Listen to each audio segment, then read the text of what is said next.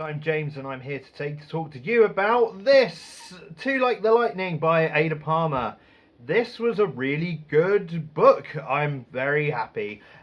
So I picked this book up as a cover by, I guess is the term for it, because the cover, I really like this painted cover, and I was enthralled by the subtitle, A Narrative of Events of the Year 2455. So I was like, is this going to be like a history? It's going to be like a history kind of thing. And I know we just reviewed Northmen, and reading history books isn't really my thing. So was that a bad idea? I don't know. But hey ho, there you go. That's not why I picked it up. But that said, it's actually a really interesting sci-fi work. So basically it follows this guy called Mycroft Canner, who is a reformed criminal who has now been sentenced to being what is called a servicer. So basically in 2454, criminals that are deemed safe to like no threat to the public, they get to be made into servicers, which means they can just be summoned basically at any time by anyone to do sort of work for them. It's kind of like a slave, but of course that does mean they, like, when they're not working, they can do what they like. They can't earn money, they don't own property. They basically rely on the kindness of the people that are employing them. And for the most part, this works out well. Mycroft Canner is one of those guys who is quite smart and resourceful, and therefore is often hired to do jobs for like the social, powerful political elite of the world. The political setup of this setting is really interesting. It's basically does away with the idea of nations and like nation states and gender and political groupings. So there's none of this going on. Basically, the way the world is organized now is you get to pick what groups you belong to. There are 7 like big ones, but then there's smaller ones you can become. So basically, there's like Europe and Japan, which is known as the Mitsubishi. You've got the cousins, which are people that are just like friendly. It's like you get some interesting backstory behind some of these groups, like the more esoteric ones, especially like the cousins. So yeah, basically it follows Mycroft as he goes around sort of walking the halls of power, and telling you the history of events that have shaped the world as we know it, because it's told as a history. So he's writing, the narration is sort of writing from Mycroft's perspective as though he were telling us in the future about his time. But it's also written in a sort of faux 18th century kind of classic style, because Mycroft, one of his many quirks is that he's really into the 18th century, and it turns out so he's really into the 18th century. Therefore he uses a lot of archaic language like thee and thou in his narration. But when when he's talking about what characters have said, he uses, modern speech. So it doesn't read like a classic, but it does have like that kind of archaic flavour that you would get from a classic. It gives the entire thing what I've called, I've called it a futuristic. What did I call it? I think future gothic is the term I used.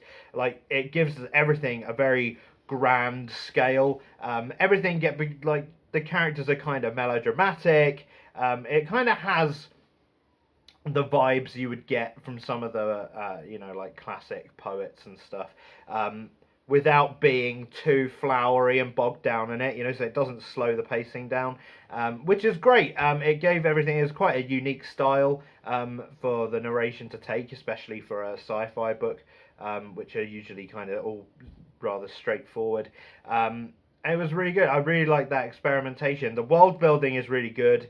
Like you get everything through Mycroft's perspective, and he is obviously like quite high up in society, but he also is aware that his what he's writing is being read by people, and especially for a people from the future. So when he's explaining certain things to us and how they work, he doesn't go into huge detail. It's like not exposition dumpy. It's all relevant to the story at hand. But what he does is say like, "Oh, dear reader, in the future, this may not exist in the time where you're reading this now. It may have fallen by the wayside, but let me tell you how it was." So you know that worked because it worked well because of the style of the narration. I don't think it wouldn't have. It would have been a little too heavy-handed were the narration like just a fixed third-person limited perspective. But because it's being a story being told to us, okay, you can kind of give it a hand wave. A lot of the stuff though is left up to you to figure out. Like there are so many little differences between the way our world works and the way this world works, that you kind of, if you need to pay attention to the things that are going on. It does the now, I guess we can talk about, this has become sort of a popular idea recently. It gives us 2 plus 2. It doesn't just give us 4. So it basically, what that means is it gives us all of the things to work out for ourselves and asks us to put it together. It doesn't hold your hand through every little thing. So you kind of work out, you know, the different political systems and how they're supposed to work, and the character relationships. The characters, by and large, Mycroft, even though we follow his perspective, isn't really what I'd consider a protagonist. He kind of becomes a side character in his own narrative. His story, like the main thing that he's invested in, is kind of a subplot. The main plot is all about this political struggle and this political tension during this time. And because Mycroft walks the halls of power, we get to see, you know, this unfold from his POV. We just get reported stuff from like presidents and board directors and emperors and all that kind of stuff. So we get all of these characters that are really the main players. I would guess it's hard to really nail down a protagonist. Mycroft is potentially a candidate just because we see it from his POV. I don't know. There are other characters that could vie for that position, but obviously Mycroft gets the most screen time, but he doesn't really drive the plot forward. If you took him out, you could still tell this story without him. Just follow a different character. So it's very much a plot-driven story instead of a character-driven one, which normally I'm not really about, but the characters in this were, like, the plot is driven by other characters, but it's not from the protagonist, basically. The plot happens, it's good, it's a good mystery. Like, the plot is a political mystery thriller, essentially, in a sci-fi world.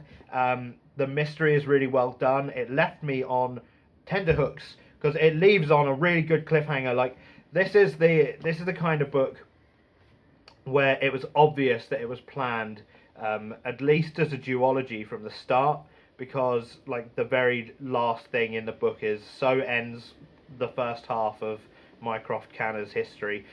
Even though there's 4 books now in the series, well, there's 3 out, and there's going to be another one soon. So yeah, I don't know what these other 2 books are about, but I'm interested, and I'm ready to dive into more, basically. So yeah, Too Like the Lightning by Ada Palmer, I recommend it. It is quite intense world building wise, so if you're not into that, if you just want something more contemporary, maybe don't. But if you're interested in reading a sci-fi book with a little bit of classic flavour, a good mystery, and some interesting ideas and philosophies, yeah, give this one a go. It was really interesting. I enjoyed it. That was this video. You'll notice that I got up early and filmed in the day light this time, so it's not all grainy. So you're welcome. and I'll see you tomorrow with my top 5. What did I say? Top something sci-fi from media that isn't books. So that'll be good. Yeah, check that out, and I'll see you then. Bye.